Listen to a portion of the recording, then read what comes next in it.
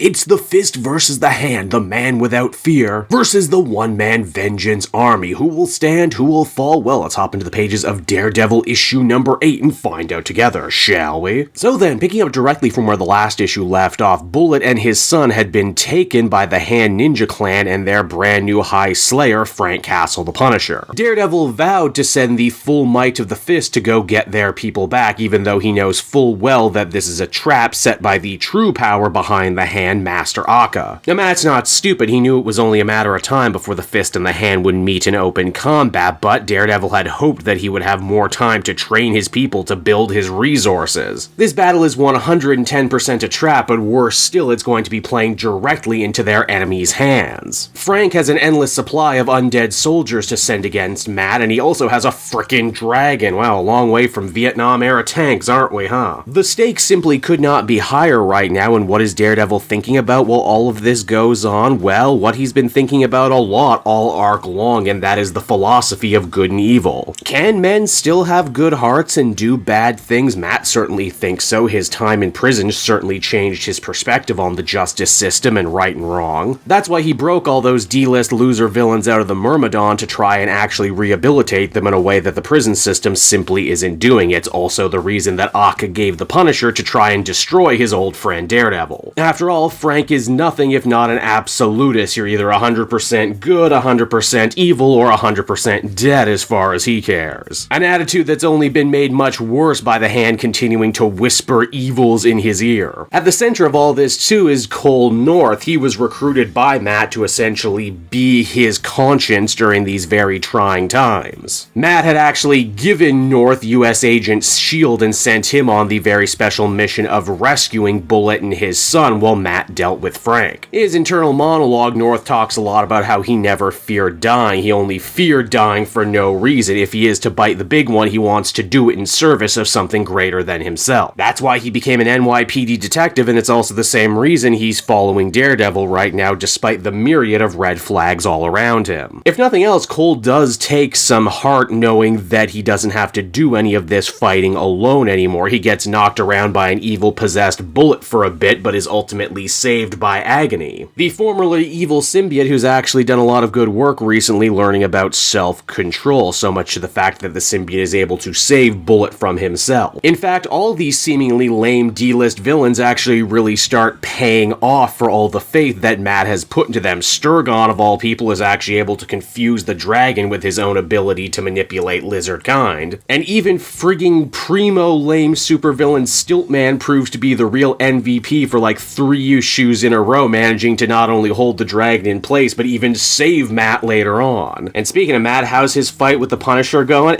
Not great. They trade bloody blows, but also pretty harsh and cutting words as well. Daredevil says that Frank's biggest problem was always the question of who punishes the Punisher. Well, today it might as well be him. For all he cares, Daredevil has been sent by God to render judgment. Frank fires back by saying that as far as he's concerned, God is dead and has been dead for a long time, ever since the blood of his own family fell upon his head. And besides, the longer he lives, the more the Punisher begins to think that he was never a child of God to begin with. He was a child of something else, something more bestial. Even Elektra manages to get in on the fight too, duking out with Akka, the woman who was her former mentor and the one that brought her into the Hand originally. Akka talks a lot more about prophecy and how this battle was stated to happen long before it ever actually did. She also runs down Elektra, such a talented killer once upon a time, for using dull size. Akka delivers a near-fatal blow to Elektra, but luckily she's saved at the last minute by Speed Demon. Man, you know, all these villains really starting to pay off, aren't they? The Fist is bloody and bruised, but got what they wanted. They're going to have to make a tactical retreat now and quickly before more Hand reinforcements can arrive. As a nice thematic exclamation point, though, Daredevil decides to free the fire-breathing dragon from the Hand's control. After all, the dragon was neither good nor evil, either in heart or in intent. It was simply a wild animal that just wanted to be free. All in all, this was not a pretty win. They showed their hands to their enemies, even though they managed to get Bullet and his kid back. Moreover, Elektra isn't going to die of her injuries, and she stole Akka's talisman, which should be able to put a stop in the Hand resurrecting the dead to fill their army. Then again, it could also easily tempt Daredevil and his people to do some undead resurrection. action. But believe it or not, we're still not done yet. Apparently this big battle actually managed to drop all the magical veils that the Fist and the Hand were using to hide their existence from the outside world, including the Avengers. Now that Steve, Tony, and the rest actually know where Daredevil is hiding out, it's about time they deal with this ever-growing problem. Daredevil was, after all, responsible for a giant supervillain prison break. Here's the thing, though. Iron Man, Captain America, and the others, they don't want to go in guns blazing. Instead, they want to go in surgically. They're going to send someone who has a deep friendship with Matt, someone that he might listen to, and someone that he might not be able to defeat. Of course, they're talking about Spider-Man. And so that was Daredevil issue number 8, everybody, and once again, Chip Zdarsky really manages to pull out all the stops for the first of what I'm sure will be many clashes between the Fist and the Hand. The action is great, tip-top notch, so is the art. I love the rain effect that covers the entire battlefield, the fire and smoke. You really feel like you're there when you're reading it. But the thing that I personally really love, the thing that keeps pulling me back over and over again into this Chip Zdarsky Daredevil epic is, of course, the theming. Mainly the shifting morality of Frank Castle and Matt Murdock. They were always on different sides of the superhero spectrum, and now both of them are ever shifting again. Some may argue becoming supercharged, radicalized versions of themselves, and yet maintaining to be complete polar opposites of one another. In fact, by now you've probably seen it, but Checchetto, the artist, also chimed in with his own 2 cents when he did a funny version of the cover to this very issue. You'll notice he made the very artistic choice to have both the Punisher and Daredevil cast in silhouette, with subtitles reading for Daredevil the indomitable human spirit, and for the Punisher something akin to the cruelty of the universe. Which, yeah, kind of sums them up both very nicely, right? Matt had a lot of adversity in his life, but was always able to overcome it because that's just kind of the guy he is, and now he wants to do the same for other people, even lame supervillains. Well, the Punisher was born out of unbelievable cruelty, and who now continues to put unbelievable cruelty out in the universe. Overall, another comic masterclass from start to finish. I cannot wait for issue 9. I would give this one a very much deserved 9 out of 10. Great stuff.